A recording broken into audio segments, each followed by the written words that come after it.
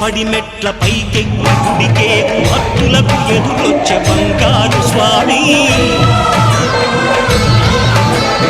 ఇరుముడులు స్పృశించి శుభమనుచు దీవించి జనబృందముల చేరే జగమేలు స్వామి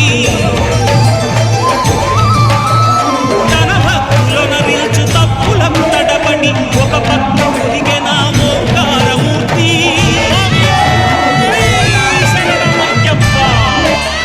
స్వాములందరూ తనకు సాయము కాగా ధీమంతుడై లేచే ఆ కన్య స్వామి